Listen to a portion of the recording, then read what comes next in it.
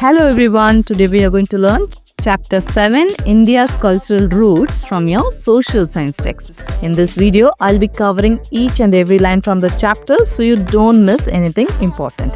Make sure to keep your notebook and pen ready and take notes while watching. This will help you remember the concepts better. You can pause or rewind any time to write things down. So, let's begin. First, we have a wise saying, subashita.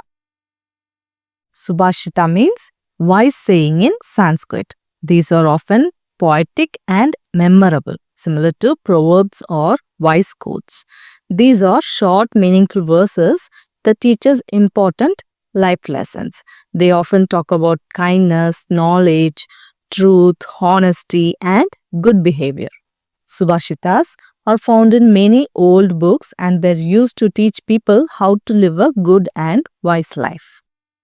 So here it is given, that which cannot be stolen, that which cannot be confiscated by rulers, that which is not a burden as it does not weigh anything, that which, though it is used, only grows every day. That is the greatest wealth of all, the wealth of true knowledge. So this wise saying tells us about true knowledge. It says, no one can steal knowledge from you. No king or ruler can take it away from you. It doesn't weigh anything. It means it has no weight. So it's never heavy to carry. And the more you use it, the more it grows. That's why knowledge is called the greatest treasure. Money, toys, and other things can be lost or stolen. But what you learn stays with you forever and helps you every day. So keep learning because knowledge is a gift that grows and stays with you for life. Next we have three pictures. First one is a Rishi from Hampi, Karnataka. A Rishi is a wise sage or holy person from ancient India. Sage means a very wise person who has a lot of knowledge, especially about life, nature, or spiritual things. They spend their lives learning, meditating, and teaching people about right living and spirituality. This photo shows a Rishi from Hampi, a famous historical place in Karnataka known for its beautiful temples and stories. Second one is the Buddha from Bhutan. The Buddha was a wise leader who lived long ago and taught people how to be kind, calm, and find peace inside themselves. His real name was Siddhartha Gautama, but people call him the Buddha, which means the enlightened one. Bhutan is a country near India where many people follow the Buddha's teachings. Next we have Mahavir from Bihar. Mahavir was a spiritual leader who taught people about non-violence, truth, and living simply. He is a very important person in Jainism, a religion from India. Bihar is a state in India where Mahavir was born. These three important people helped shape the cultures and religions of India and nearby countries. They taught us how to live good, peaceful, and kind lives. So the big questions are, what are the Vedas? What is their message? What new schools of thought emerged in India in the first millennium BCE? What are their core principles? What is the contribution of folk and tribal traditions to Indian culture? So, we will learn answers for these questions in this chapter. Indian culture, by any estimate, is several millenniums old. Like any ancient tree, it has many roots and many branches. The roots nurture a common trunk, and from the trunk emerge many branches which are different manifestations of Indian culture, yet united by a common trunk. Indian culture is very, very old, thousands of years old. It's like a huge ancient tree. The roots are like the old traditions and values from long ago. These roots give strength to the trunk, which is like the main part of our culture. From the trunk grow many branches. These are the different languages, clothes, dances, and customs found in different parts of India. Even though the branches look different, they all belong to the same tree, just like the different parts of Indian culture are all part of one big Indian family. Indian culture is diverse, many kinds, but also united. We may look, speak, or celebrate differently, but we all share the same strong cultural roots. Some of these branches are about art, literature, science, medicine, religion, the art of governance, martial arts, and so on. There are also schools of thought, by which we mean groups of thinkers or spiritual seekers who share similar ideas about human life, the world, etc. A school of thought is a group of people who share the same ideas or beliefs about something. They think in a similar way about how to understand the world, life, or certain problems. For example, in school, you might have different groups of friends who like the same games or books. In the same way, a school of thought is like a group of thinkers who have similar opinions or beliefs. In short, you can say a school of thought is a point of view held by a particular group of people. These people may be thinkers, philosophers, or spiritual leaders who share similar ideas or beliefs. Spiritual, concerned with the spirit or soul, ātman in Sanskrit and many Indian languages. Spirituality is the search for a deeper or higher dimension beyond our current personality. So what does spiritual mean? Spiritual means something that is about the spirit or soul. In Sanskrit and many Indian languages, the word for soul is ātman. Spirituality is the search for something deeper or higher than just what we see or feel every day. It means asking, who am I really? Trying to understand the purpose of life, looking for peace, truth, and connection to something greater like God, the universe, or our inner self. So, spiritual is about the soul or ātman. Spirituality is looking for truth, peace, and deeper meaning in life. Seeker, someone who seeks the truths of this world. This could be a sage, a saint, a yogi, or a philosopher, etc. So, who is a seeker? A seeker is someone who is searching for truth, trying to understand what is the meaning of life, why are we here, what is the right and wrong, how can we find peace and happiness, and who can be a seeker? A seeker can be a sage, a wise person, a saint, a very kind and spiritual person, a yogi, someone who practices yoga and self-control, a philosopher, someone who thinks deeply about life. All of them are trying to find the truth about life and the world. So, a seeker is someone who is looking for deeper knowledge about life, not just normal facts, but spiritual or life truths. In this para, we learn that just like a tree having many branches, Indian culture also has many different parts.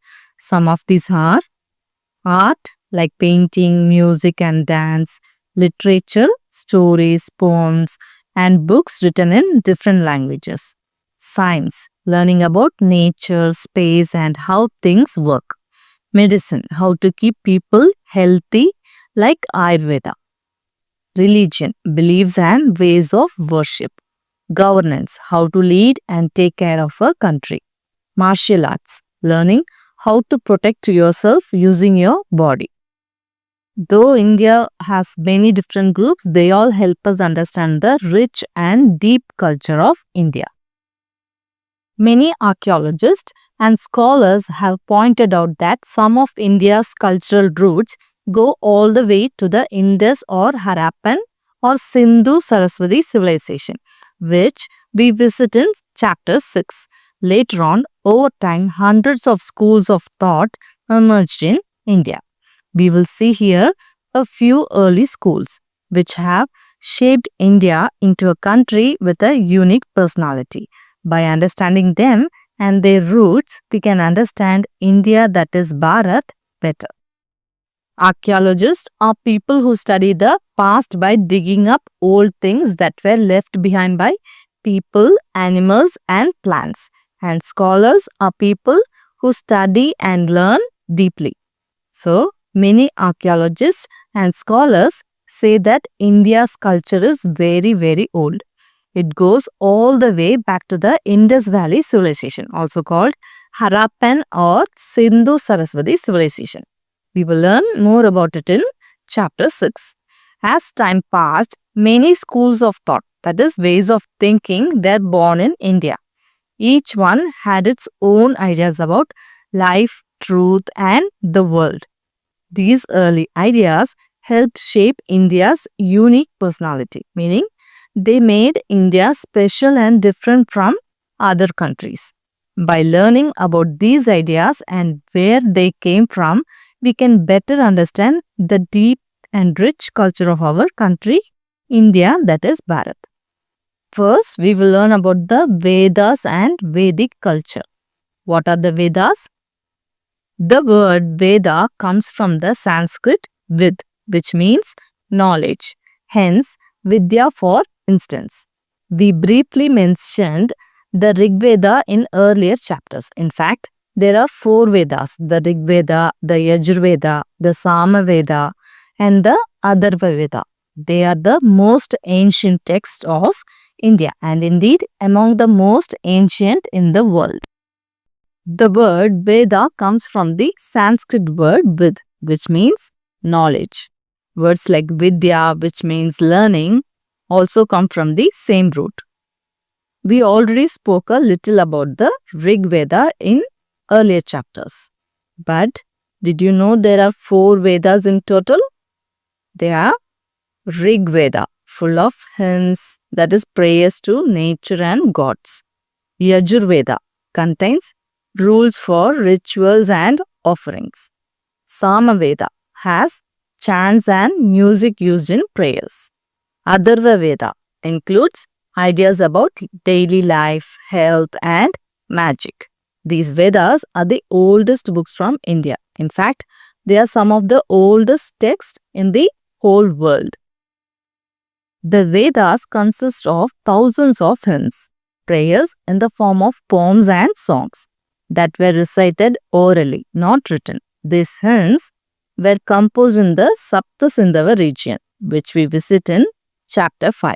It is difficult to say when exactly the Rig Veda, the most ancient of the 4, was composed. Experts have proposed dates ranging from the 5th to the 2nd millennium BCE. So, for anything between 100 and 200 generations, these texts have been committed to memory through rigorous training and passed on orally with hardly any alterations. So, the Vedas are made up of thousands of hymns. These are prayers written as poems or songs. But in ancient times, they were not written down like books are today. Instead, people learned them by heart and recited them. These hymns were first made in a place called the Saptasindhava region. Saptasindhava means land of 7 rivers, an area in northwestern India. We learned about this region in chapter 5. The Rig Veda is the oldest of the 4 Vedas. No one knows the exact date it was made, but experts think it was created sometime between the 5th and the 2nd millennium BCE. That's 3000 to 7000 years ago. That means for 100 to 200 generations, people learned these Vedas just by listening and remembering without changing them. They trained very hard to keep the Vedas exactly the same, even without writing. So, Rig Vedas were created thousands of years ago, and even today we still know them because of this strong memory tradition. Don't miss out. This meticulous transmission over thousands of years explains why in 2008, UNESCO recognized Vedic chanting as a masterpiece of the oral and intangible heritage of humanity. UNESCO. UNESCO stands for United Nations Educational, Scientific and Cultural Organization. It promotes dialogue between people and nations through education, science and culture. So, UNESCO stands for United Nations Educational, Scientific and cultural organization. UNESCO is a group that helps people from all over the world learn, share, and protect their cultures and knowledge. What is Vedic chanting? Vedic chanting means reciting the Vedas, the ancient prayers and hymns. For thousands of years, people in India have passed down the Vedas by speaking and chanting them without writing them down. Because this careful memory tradition lasted for thousands of years, it became something very rare and valuable. That's why in 2008, UNESCO said Vedic chanting is a masterpiece of the oral and intangible heritage of humanity. Heritage means important things we get from our past, which are passed down from our parents, grandparents, and even older generations. Intangible heritage means important traditions we can't touch, like music, language, or rituals. Masterpiece means something amazing and valuable. So, UNESCO means that Vedic chanting is one of the greatest treasures of the world because it has been remembered and shared by speech for thousands of years. The Vedic hymns were composed by rishis, male seers or sages, and rishikas, female ones, in an early form of the Sanskrit language. They were addressed in poetical form to many deities, gods or goddesses such as Indra, Agni, Varuna, Mitra, Sarasvati, Ushas, and many more. Together with the seers, these deities sustained rhythm or truth and order in human life and in the cosmos. Cosmos, the world or the universe as an ordered and harmonious system. So cosmos means the whole universe, everything in space like stars, planets, the earth, the moon, the sun, and everything around us. The cosmos is ordered and harmonious. Ordered means everything follows rules, like the sun rises every day, the seasons changing in order, and the moon having phases. This is called ordered. Harmonious means everything works well together and feeling balanced. Like when you hear music where all the notes sound good together, that's called harmonious. Everything fits together nicely and feels just right. So in this paragraph, we learned that the Vedic hymns, that is ancient prayers in poem form, were made by special people called rishis, that is male sages, and rishikas, female sages. They used an early form of the Sanskrit language to compose these hymns. These hymns were poems or songs that were sung or chanted to praise many gods and goddesses like Indra. Indra is the god of rain and thunder. Agni, the god of fire. Varuna, the god of water and oceans. Mitra, the god of friendship and harmony. Sarasvati, goddess of knowledge and learning. Ushas, goddess of dawn, that is morning. The rishis believed that along with these gods and goddesses, they were helping to keep rhythm. Rhythm, which means truth and order in the world and the whole universe. The early rishis and rishikas saw those gods and goddesses as one, not separate beings. As one famous hymn puts it, Egam Sat Vipra Bahuda Vadanti. The existent, that is the supreme reality, is one, but sages give it many names. The early rishis and rishikas believed that all the gods and goddesses were actually one and the same, not many different beings. They thought that behind all the different gods, there was one great power. One famous hymn, a sacred poem, says this very clearly. The existent, that is the supreme reality, is one. What does existent mean? Existent means something that truly exists. Not just something we can see, but something that is always there even if we don't see it. In this sentence, it means the one true reality, the deepest truth behind everything. What is supreme reality? Supreme means highest or greatest. Reality means what is really true, not just what we think or imagine. So supreme reality means the highest truth, something beyond everything else like God or the source of all things. So this hymn says that there is only one true reality or power, but wise people or sages called by many different names, or we can say even though there are many gods and goddesses with different names, they all represent the same one supreme power. In this worldview, some values were especially important, beginning with truth, which was often another name for God. The last mantras, verses of the Rig Veda also call for unity among people. So here worldview means a certain view or understanding of the world, its origin or its workings. So worldview is the way we see and understand the world, how it began, how it works and what it means. Some people believe God created the world, that is their worldview. Others believe the world came from science and nature, that's their worldview. In this way of thinking, some values were very important. The most important was truth, which people often thought of as another name for God. At the end of the Rig Veda, there are special verses called mantras that ask for people to live in unity, which means to come together and be one like a big family. Come together, speak together, common be your mind. May your thoughts agree, united be your purpose. United your heart, may your thoughts be united, so all may agree. These lines are asking everyone to come together and to have the same thoughts and to work together as a team.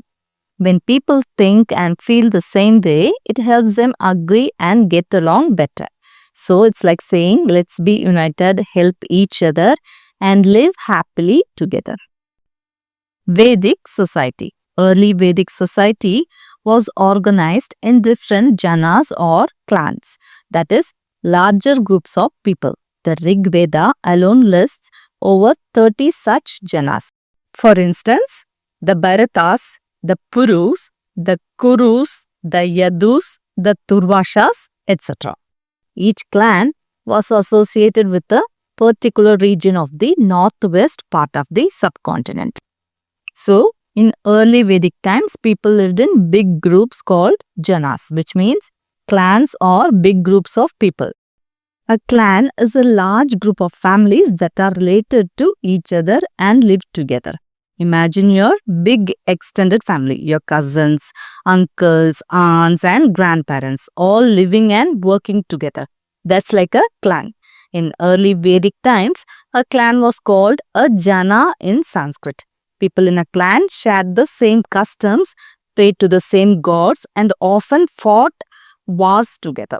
Each clan lived in a specific region and was an important part of society. The Rig Veda mentions more than 30 such clans. Some of these clans were the Bharatas, the Purus, the Kurus, the Yadus, the Turvashas, etc. Each clan lived in a different area in the northwest part of India called the subcontinent.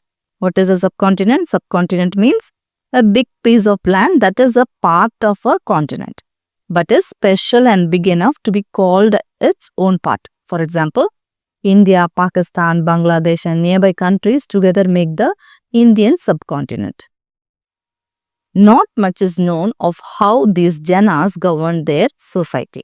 The Vedas only give us a few clues through words like Raja, a king or ruler, Sabha and Samiti, both of which refer to a collective gathering or assembly.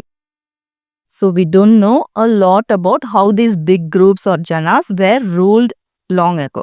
But the Vedas give us some clues. They mention words like Raja, which means king or ruler, the person in charge. Sabha and Samiti, which means a group of people coming together to talk and make decisions. So it seems these groups had leaders and meetings where people discussed important things. Many professions are mentioned in the Vedic texts, such as agriculturist, weaver, potter, builder, carpenter, healer, dancer, barber, priest, etc. Here we have the meaning for the healer. It is someone who uses traditional practices to relieve or heal diseases. So who is a healer? Healer is someone who helps sick people get better. They use traditional ways like herbs, plants, or special treatments to make people healthy again. In the Vedic times, people did many different jobs. The old texts called the Vedas talk about some of these jobs, like agriculturist, someone who grows food on farms. Weaver, someone who makes clothes from threads. Potter, someone who makes pots and clay things. Builder, people who build houses. And carpenter, who make things from wood. Healer, we already learned that he is someone who helps people get better when they are sick. Dancer, someone who performs dances. Barber, someone who cuts hair. Priest, someone who leads prayers and religious ceremonies. People had different jobs and all were important for the community to live well. Let's explore. Do you know the term for a society where people select their leaders? How do you think people can benefit from such a situation? What could happen if they live under leaders that they did not choose? Hint, think back to what you are learning in the theme, governance and democracy. Write your thoughts in a paragraph of 100 to 150 words. Do you know what we call a society where the people choose their own leaders? Yes, that kind of society is called a democracy. In a democracy, people vote to select their leaders, which means people can help decide how the country is run. This helps make sure that leaders work for the good of the people, because if they don't, people can choose someone else in the next election. This makes leaders more honest and responsible. People will also feel more free and safe because their opinions matter. But if people have to live under leaders they did not choose, those leaders might not listen to them. They might make unfair rules and people may feel helpless or ignored. That's why democracy is important. It gives people power to choose and helps everyone have the right to take part in decisions that affect their lives. You can write your thoughts in a paragraph of 100 to 150 words. Vedic schools of thought. Vedic culture also developed many rituals. Yajna, often read as yagya, directed towards various deities, gods or goddesses for individual or collective benefit and well-being. Daily rituals were generally in the form of prayers and offerings to Agni, the deity associated with fire. But those rituals became more and more complex in the course of time. So in Vedic culture, people believed that doing rituals help bring good things to their lives. What is a ritual? A ritual can include things like praying, offering food to gods, lighting lamps, or singing hymns. It is a special action that people do in the same way every time, usually for religious or cultural reasons. People perform rituals during festivals, weddings, funerals, or daily worship. Rituals are often done to show respect to gods, ask for blessings, or celebrate important events. So these rituals were called yajna, also written as yagya. People did these rituals to please different gods and goddesses, either for themselves or for the whole community. One of the most important god was Agni, the god of fire. People gave offerings like ghee, grains, or prayers into the fire because they believed Agni carried their messages to the other gods. In the beginning, the rituals were simple and done every day, but over time, they became more and more complicated with many steps and special rules. A group of texts known as Upaniṣhads built upon Vedic concepts and introduced new ones such as rebirth, taking birth again and again, and karma, our actions or their results. According to one school of thought, generally known as Vedanta, everything, human life, nature and the universe, is one divine essence called Brahman, not to be confused with the god Brahma, or sometimes just that. Two well-known mantras express this in a simple but profound way. So after the Vedas, a new set of important books came called the Upanishads. These books talked more deeply about life and big questions like rebirth and karma. Rebirth means the idea that people are born again and again. Karma, what you do. That is, your actions will bring good or bad results. One group of thinkers called Vedanta believe that everything, people, nature, and even the whole universe is made up of one divine power called Brahman. This Brahman is not the same as the god Brahma, who is one of the Hindu gods and has a long sound. Brahman is a spiritual power inside everything. Sometimes they just called it Tat, which means that. This idea is shown in two simple but deep mantras. Mantras means prayers or sayings from the Upanishads. Aham Brahmasmi. I am Brahman. That is to say, I am divine. Tat Tvam Asi. You are that. Aham Brahmasmi. This means I am Brahman. It means I have the same divine power inside me. In simple words, you can say, I am not just a body or a name. I am also part of the one great power, that is Brahman. Tat Tvam Asi. This means you are that. It means you also have that same divine power inside you. In simple words, you can say that the great power, that is Brahman, is inside you too. These mantras tell us that we are all connected. Every person, every part of nature and the whole universe shares the same divine power. We are all part of that one. The Upanishads also introduced the concept of ātman or self, the divine essence that resides in every being but is ultimately one with Brahman. It follows that everything in this world is connected and interdependent. The Upanishads also talk about something called ātman. Atman means the self, the divine spark or spirit that lives inside every person and every living being. The Upanishads say that this Atman is actually the same as Brahman, which is the divine power or spiritual force behind the whole universe. So this means that everyone and everything is connected. All living things are part of one great whole. We are interdependent, which means we need each other and we are all part of one big family. When we hurt others or nature, we are actually hurting ourselves too. This explains a common prayer that begins with Sarve Bhavantu Sukhina, or may all creatures be happy, and goes on to wish them all to be free from disease and sorrow. Because the Upanishads teach that all living beings are connected and share the same divine power, people began to pray not just for themselves but for everyone. One famous prayer begins with Sarve Bhavantu Sukhina. This means may all creatures be happy. This prayer also says may everyone be free from sickness and sadness.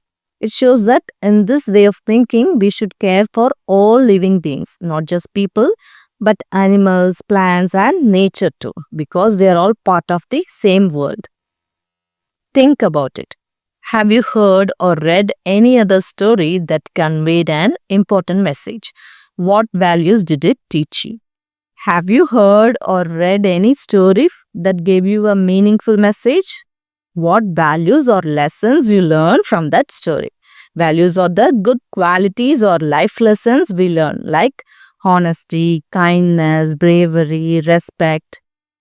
If you read the story of the honest woodcutter, the message is about being truthful and the value it teaches is honesty.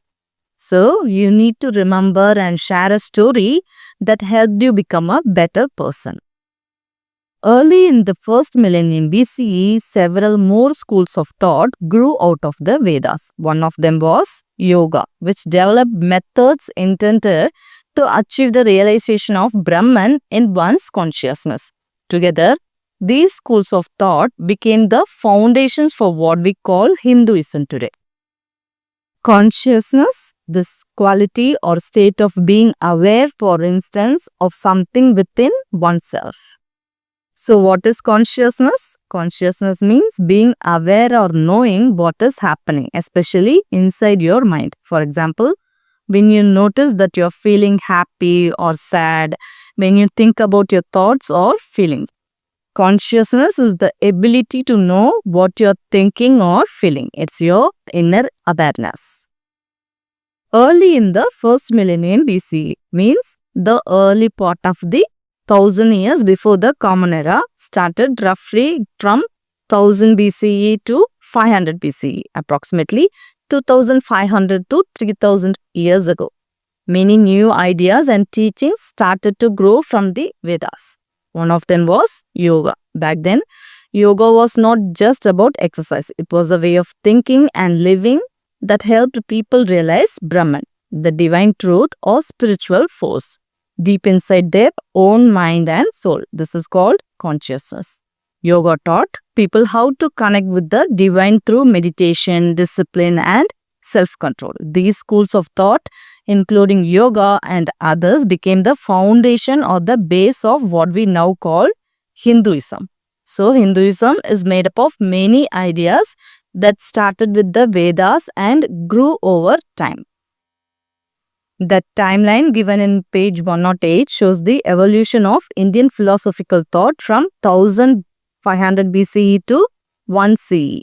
The Upaniṣhads, composed between 1500 BCE and 500 BCE, reflect deep spiritual inquiry into the nature of the self and the universe. BCE stands for before Common Era and is counted backwards because it measures time before the starting point of the Common Era 1 CE. So 1500 BCE is earlier than 500 BCE. From around 1000 BCE, various Vedic schools of philosophy began to emerge, systematizing Vedic ideas and continuing to develop until 1 CE. Near 500 BCE, the births of Buddha and Mahavir marked the rise of Buddhism and Jainism. This overlap in the timeline shows a period of rich philosophical debate, where different traditions coexisted, influenced each other, and shaped Indian thought for centuries. So with this, we have completed part 1 of the chapter India's Cultural Roots. I hope you found it easy to understand. If you want to see more videos like this, don't forget to like, share, and subscribe to our channel. Thanks for watching. We will see you again in our next video. Bye-bye.